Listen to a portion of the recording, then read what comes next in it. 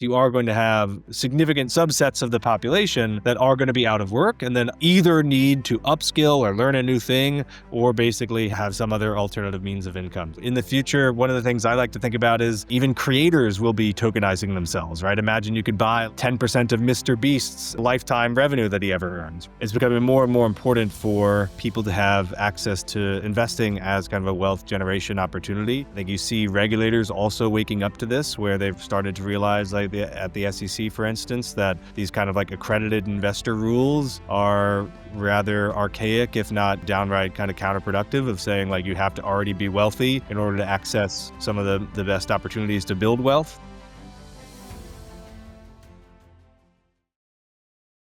So today, as you know, usually the topics are kind of a little bit all over the place. I wanted to focus on one topic that obviously, as you'll find out, bleeds very much into what we do at Legion. And also it's something that we've discussed quite a bit internally and in some of the calls in the past, and that is about the future. And so just wanted to set the table and hear from you, like what when it comes to the future, whether it's the AI and the robotics, or the how the investing landscape might change, or the fact that countries are almost like competing like companies now in terms of like trying to get people to move there, whether it's your Dubai or what have you.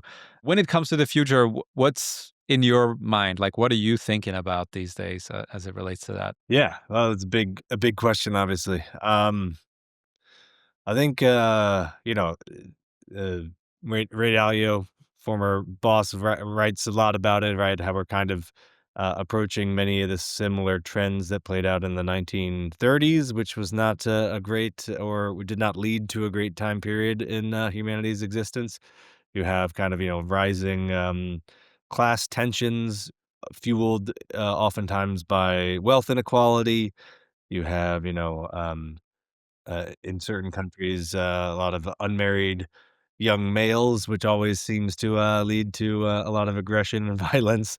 So, you have popularism, you have nationalism on the rise. So, yeah, I mean, I think from one lens, there's a lot of negative trends out there, and technologies like AI actually can exacerbate, right, the wealth inequality. It can make it, exaggerate those two different classes of the people who own the networks basically, and the machines, and what the benefits of the cost savings attribute to, and the people who don't own a stake in that and rely on their income from their wages and from their earning. And so I think in the future, we're going to have something that looks like universal basic income. I know, it's can be abused, but I think at the end of the day, like there's not going to be many options if jobs are going to be widely replaced. And so I think we'll see it'll become more and more important for people to have other means of wealth creation if salaries and jobs are going to be less relevant, right? And so if AI is going to be consolidating wealth inequality, if AI and other technologies are going to be accelerating kind of the rate at which companies are bought, so that they're bought at younger stages, they don't IPO, or VC trends are going to play out, that the ones who aren't purchased up early by your Metas and your large companies are IPOing at larger and larger valuations, then it becomes more and more important for both regulation and technology to keep up in giving people early access to investing so that they have wealth creation opportunities, they have investment opportunities that can supplement or kind of replace, their labor income, their wages. And just to tie this back to history, right? IPOs, initial public offerings in the stock market, have traditionally been, at least for the last 100 years or so, the wealth creation engine for the middle class, right? You have a job, but you're tucking your savings away, you're investing them, and then it's growing, and that's what allows you to build up assets and retire. Um, if that goes away because people have less access, companies aren't IPOing because they're getting bought earlier, or they're IPOing at higher valuations, then people don't have that access. And so again, just to repeat myself, more and more important that regulation and technology adapts to keep up with the changing times so that people do have access and maintain access to these wealth generation opportunities. Yeah. And I sent you a link earlier this week from Fortune magazine. They did an interview with Vlad from Robinhood, kind of saying something along those lines too, in terms of, okay, well, if the labor goes away, then basically the only thing left that you have is investing. So whether you have $10 or 10 million, that's the only choice you have left. So people were kind of clowning him in that article, saying that they were sort of interpreting it like people were going to be paid for investing, like as a job. But of course, that's not what he was saying. He was essentially saying, if you remove the labor as a way to earn money, this is all you have left, essentially. So we'll come back to that in a moment. But you touch on some other things that I want to double click on as well. So when it comes to this idea of AI replacing jobs, I find that there's two camps. There's one camp that says people have always said that the new technology is going to replace jobs, and what happens in reality is that we just find new ways to work and make money from the things that the new technology opened up or allowed for. And then there's another camp that's saying this is a paradigm shift. These are not apples to apples. We are going to have mass unemployment like we've never seen before, which would then lead to something like UBI. I guess if I were to uh, you know make assumptions from your answer, it sounds like you're leaning more towards this is a paradigm shift. It's going to be more that sort of way that things play out, or what? Yeah. How do you think about those two camps, I suppose? Yeah, it's a good question, and yeah, it's fundamentally because you've had ever since the what was it, like the cotton gin or whatever, right? People screaming that the machines are taking our jobs, and of course that took some people's jobs, but it didn't replace everybody. But I think obviously the counter argument is that we are now building machines that don't just do specialized tasks; they do generalized tasks. They can also do specialized tasks, but they can also learn and evolve and become experts. And they can quote unquote think, right? Like it's not literally thinking, at least at the moment, but It looks like it. that yeah, yeah. So I don't know, to be honest, right? There's obviously a lot of great thinkers that have written a lot more about this, but I think it seems to me that probabilistically both extremes are possible, where this doesn't lead to mass layoffs and actually, we have just the explosion in productivity, but everyone is doing slightly different things but still working. Or that, everyone gets laid off because AI is just made it drastically cheaper for employers to automate basically all of their business operations instead of hire humans. Those are the two extremes. I think what's likely in the middle is that you at least have significant subsets of the population, right? That could be sliced by age, that could be sliced by education level, by country or nationality, that are going to see the industries and the training they have and the careers they have become irrelevant quite quickly or quite soon, right? And so whether it's literally everyone or not, you are going to have significant sets of the subsets of the population that are going to be out of work and then either need to upskill or learn a new thing or basically have some other alternative means of income. So I think investing access remains a key to wealth generation. And I think realistically, if you think about someone who's been in one field for their whole life, right? And then is getting replaced. It's these are you can't just expect them necessarily to like retrain themselves and become an expert in another field and compete with everyone else who's moving into that field, who's already in that field. So I think yeah, you will see absolutely some pain. I guess I don't really buy the argument that like no one is going to be impacted by this and we're all, everyone's just gonna be doing different types of work in the future. Like maybe that's technically correct, but it misses the point that there's going to be a very painful transition period. No, 100%. And yeah, I mean, I think those people are coping personally. The people that say, oh, we're just going to have new jobs. I think I lean more towards the paradigm shift. So Yep. yeah, I guess as the saying goes, hope for the best and prepare for the worst. Yeah. Another thing that you touched on is UBI. And I want to double click on that real quick as well, because that also ties into something that I saw this week that I thought was really interesting. I haven't done like I haven't really dug into UBI and sort of the feasibility of, let's say that the cost of living is what it is today. Like how feasible is it financially for, let's say, a country like the US to actually do UBI? Is that something that's already feasible, or is that whole concept sort of contingent on the idea that cost of living has to come down? And just to throw the thing in here that I saw that I thought was really interesting was somebody posted like a robo taxi versus a Uber screenshot of like the same trip. And what's really, I think, fascinating, like we talk a lot about like the negative side and the doom and gloom, right? But if there is one potential upside to all of this, is that cost of living can potentially come down like by a lot. Like the difference between the Uber price and the robotaxi price, it's like the robotaxi costs 25% of the Uber. So it's 75% cheaper to do the same trip.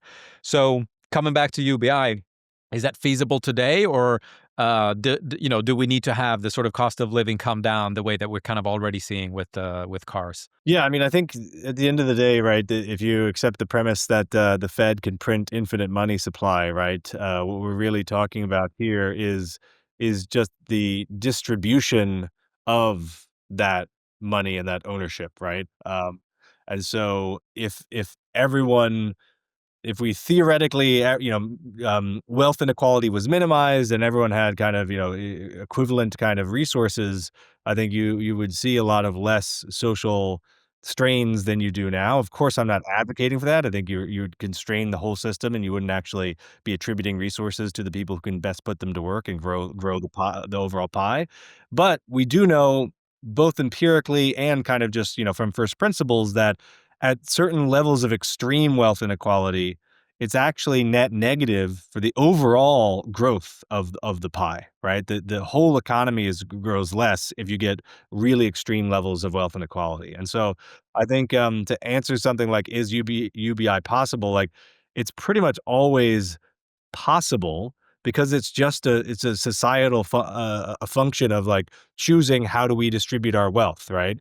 But you can choose efficient ways to distribute, you can choose inefficient ways to distribute, and so it really comes down to prioritization. I think UBI has really been an interesting thing. A lot of people don't realize there's a great book, I think it's Utopia for Realists, that the US itself was like in the Nixon administration on the verge of implementing some of the basics of universal basic income, and just kind of narrowly missed it from Nixon administration reading a report from the medieval ages about how people were lazy even if you gave them money, and that's kind of what well, I mean, yeah, like, history Okay. is a crazy thing. The US narrowly missed already having UBI because of some report from, like, the 1400s, if I remember correctly, but Wow. I think it's a really fascinating question, and I think UBI is an incredible topic that has very, very contextually dependent kind of outcomes, and it's very not linear. It's not just like, "Oh, you give people more money, the better they'll do."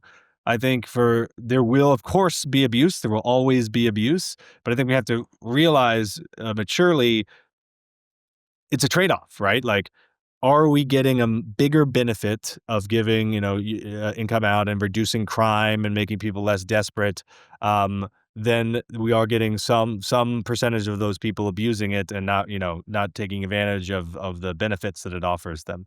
So I think it's possible today. I wouldn't say it's necessarily would be efficient. I mean, I do think, some of the popularism and the the um the socialism type of trends you're seeing in US politics is worrisome. But I do think it's inevitable we have some form of it, and it can actually be a positive investment and ROI from a capitalist lens. It can actually make sense, right? So to go back to that Utopia for Realists book, there's a great case study in London of they had something like, 10, 20 kind of homeless vagrants, right? Homeless people that were just racking up tens, if not hundreds of thousands of pounds in bills per year, whether it's, getting the police called out on them, an ambulance, like the going to court systems and the legal representation, all of that stuff, right? And what they basically did is like, okay, at this very far end extreme of the population where these people are obviously not your average type of person that's struggling for work, they're really far end extreme. They're costing the aggregate system like a ton of money, right? If we literally just gave them all 50,000 pounds a year, right, it would be cheaper. And so I don't think they gave them that much, but they gave them like a very minimum modest amount, maybe something like 12 to 20, and let them make decisions about, okay, where do you want to live? Where do you want to rent with this? Basic decisions. And Of course, it didn't work for everyone, but the end result was that overall, it did in fact minimize the costs that the whole, system, the taxpayer were paying. And so I do think empirically, UBI can have a role. I think it's not as simple as just like write everybody massive checks and the way we've been doing it. I think we have, just as we've been saying, um, the future is bright, but there's definitely some pain, in a transition period along the way, and we can go kind of 2 different paths. And I think we need to realize that every system is a trade-off and be optimizing for minimizing, the trade-offs we're making rather than trying to convince ourselves that there's this theoretical perfect system that can make everyone happy. It just doesn't work that way. Yeah, agreed. There's, I think, definitely two possible outcomes, good or bad, and I think a lot of it's going to come down to how sort of quickly and efficiently governments respond to those things. Not that they are necessarily known for either of those things, like having quick or efficient solutions, but we'll see. So, if we start to make our way towards the sort of investing side of the future, I think another, if we come back to this idea that once again we've talked about internally, so you have potentially labor as a way to make money, not fully disappearing, of course, but making it less and less common or less available to the masses. Then you have um, so people's labor is going away. Then you have the investing side. We've talked about IPOs a little bit. We've also talked about this idea that IPOs have been good lately, but before that was definitely a period of lesser IPOs, later IPOs. So sort of the opportunity from an investing standpoint was not as lucrative for the average person as it was before. Maybe this new IPO season will continue, but who knows, right? And then I think the other thing that I haven't really heard anybody talk about is that real estate has been a sure thing, like forever, right, in all of our lifetimes. But now global population decline is around the corner, right? There are already many countries that are below replacement level. Of course, eventually that leads to demand for housing going down. Like on a long enough time horizon, that means you're going to have an oversupply of housing, and that the pricing or the cost of housing is going to come down, all else equal. And so even that, right, as an investment vehicle, which has been this surefire thing that you could always put your money into, you knew it would go up, could potentially be impacted. And so obviously, everything that Legion does is about a solution to this problem of early access and getting people into one investment vehicle. So on that note, like, how important do you think it is? Obviously, we're super biased here, right? But just like curious to hear your thoughts around like how, and it goes beyond Legion too, just like Mhm. the idea of getting great deals, like exciting, promising founders, promising Yeah. projects in front of people at an earlier stage. Like, just talk me through the importance of that, and yeah, we'll go from there. Yeah, I mean, I think as we've been saying, right, like, whether it's AI, whether it's VC funding trends, the trends with IPOs, just alternative asset classes, it's becoming more and more important for people to have access to investing as kind of a wealth generation opportunity. I think you see regulators also waking up to this, where they've started to realize, like at the SEC, for instance, that these kind of like accredited investor rules are rather archaic, if not, downright kind of counterproductive, of saying like you have to already be wealthy in order to access some of the best opportunities to build wealth.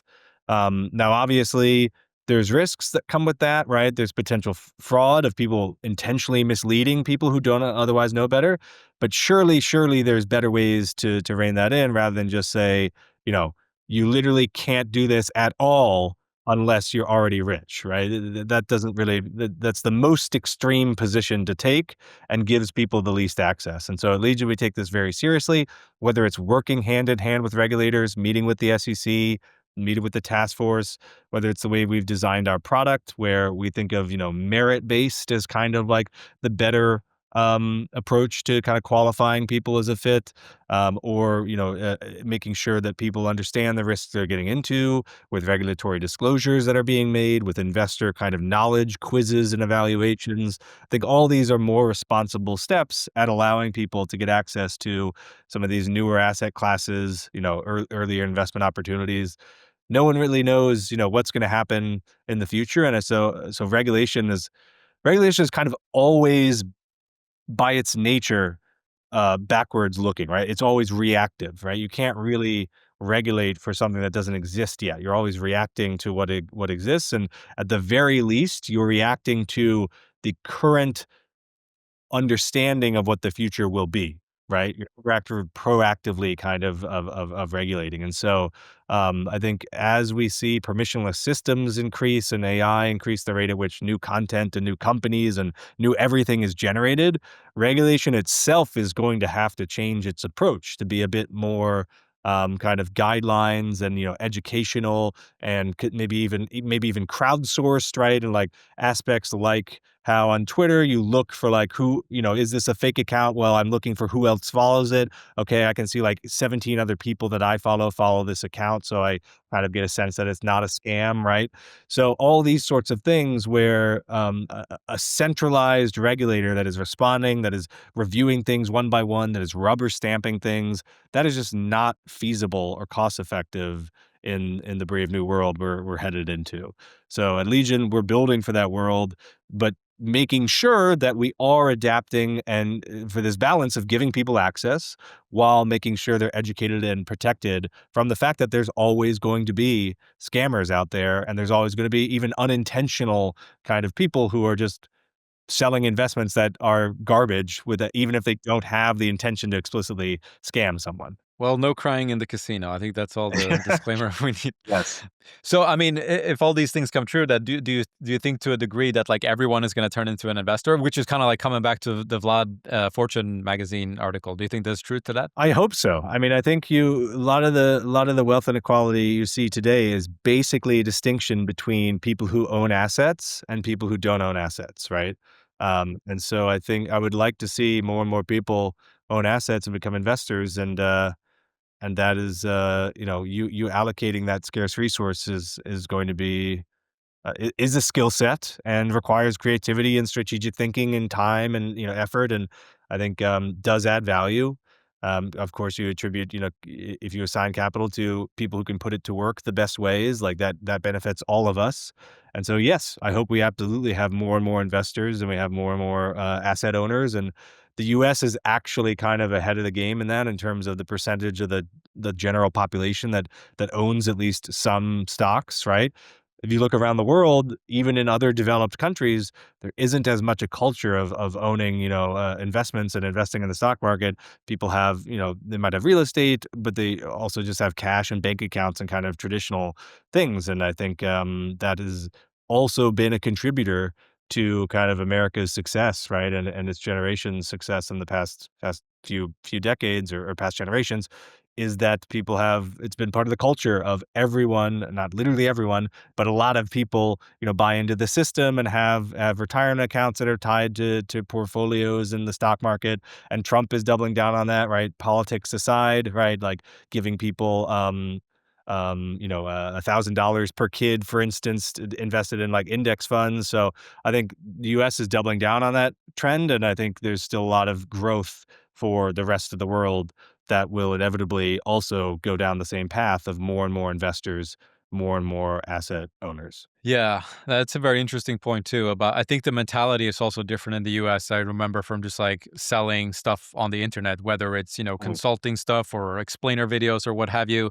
Like the Americans were always the most open. Like there's this idea of like you got to kind of spend money to make money, whereas like in Europe, people are going to be a little bit tighter with their money and that sort of thing. So I think there's also a mentality aspect to it, which plays into it. So maybe that'll change across the globe as we all turn into professional investors. I think the last thing that maybe I'll ask you about then is, Legion is sort of, on this journey of positioning itself as the blue chip of these platforms, so to speak. So, how do you see that? If everything is gonna if we're going to have, tokenize this and tokenize real estate and tokenize, and all these things are eventually going to end up on different types of Legion type platforms, what do you see that landscape looking like? Is there going to be this fragmentation of like Legion is very focused on, tokenized equity or tokens, or and some other platform is going to focus on whatever real estate, and one's going to be a blue chip, one is going to be permissionless, and anybody can just come and launch their project? Like, what are your thoughts around the landscape like 5, 10 years from now? I think similar to other tech markets, you'll see a winner take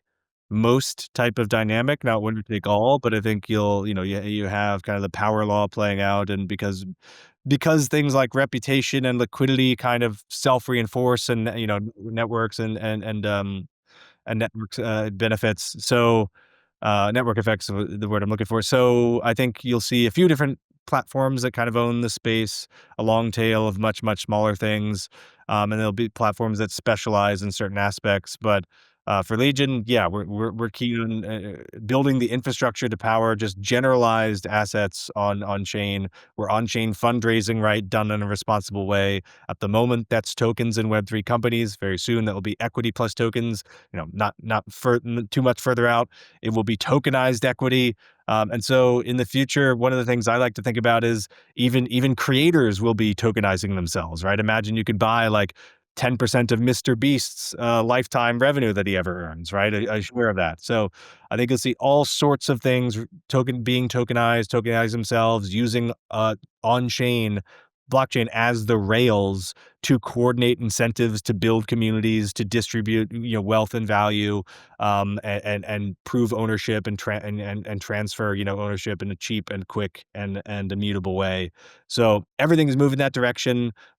Regulation needs to adapt and evolve in some cases to enable that, but it's also a matter of technology. And so Legion is executing on both of those aspects in parallel, again, to make sure that people have access to these new opportunities, that access is not just limited to only the already wealthiest of us, and that we are also taking a healthy approach to protecting people against the fraudsters, the scammers, and kind of the low quality investments out there. Cool. Well, I said last question, but I do want to ask one more. So, Sure. Sure. okay.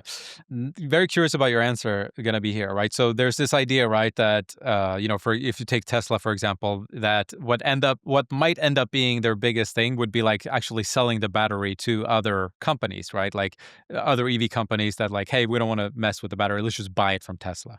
Um, I've been thinking about the Legion score and sort of the idea of, open sourcing the access for other applications to use the Legion scoring system, right? And I'm just curious about if that's something that you guys have thought about, and yeah, like just what's your stance on that? Like whether it's another platform, in hiring, it's actually very common that they would ask for like a Degen score, which is, I think a similar, trying to achieve a similar thing as the Legion score. So like they're trying to get an idea of like how active is this person in crypto. So yeah, just curious about your thoughts around that. Yeah, I think that's absolutely correct. I mean, I think in a roughly similar way to you see a lot of like Web 2 products realize that their ultimate value was all this rich information they had about the social graphs of their users, and kind of the network connections of their users. I think for Legion, it's a longer tail thing. It's in the future, but knowing who is the most value add, knowing how they've interacted with projects, with founders, with each other, aggregating all this up, it becomes, in many ways, a less invasive alternative to things like WorldCoin, right? Like scanning your eyeballs or scanning your palm, becomes a less invasive version of that, and it becomes kind of a more social. It becomes like the next kind of link, the equivalent of LinkedIn. Who am I connected to? Right? Oh, this person's a third degree connection from me. That type of feature. So I definitely think it'll become like the Gitcoin passport, Right. of the future. Hmm. We're not there yet, and I think if you try to build that right out of the gate, it doesn't really work, right? Like Mm. these Web2 companies found, like you first need to have a product and a solution that helps people, and the result of that is this data. That data is valuable, but if you tried to just build from scratch, okay, we're going to have a network that aggregates this data, it's probably not going to have as much success or be as valuable in the long run, ironically. Yeah. Love it. All right. So to wrap up, then, if all these things that we were talking about are going to happen, whether it's a job losses or what should people be doing? How should they be preparing themselves for this future? What are some top tips from Maddie? Yeah. I mean, always investing in yourself, of course, training, learning, getting out there, just using these tools, using these AI tools, asking Claude and ChatGPT, what you should be doing as well, just making sure you understand these things. Learning how to code never hurts. I know a lot of people say like even coding will go away, but I think that's probably not true. Like you'll have fewer coders that are more productive. Right. That's true, but it's always going to be helpful for you to understand how to debug things, how to code yourself, how to interact right with an AI. Even if the AI is doing the coding, you understanding how it works will help you Yeah. verbalize that better and ask, prompt it Hmm. better. So just really working with these tools, saving up some capital and finding your edge and starting to deploy capital into investment opportunities that will grow your wealth. Obviously not financial advice, but I think people need to realize more than ever, and this was already true, you can't just purely rely on your salary to kind of, set you up for life. You've got to be investing and deploying capital into, even if it's low risk, kind of indexy type of products. That's something, right? And so just start learning about that if you don't already know it. Start doing it. Start experimenting, and make sure you're keeping up with the trends out there. Fantastic. Appreciate your time as always.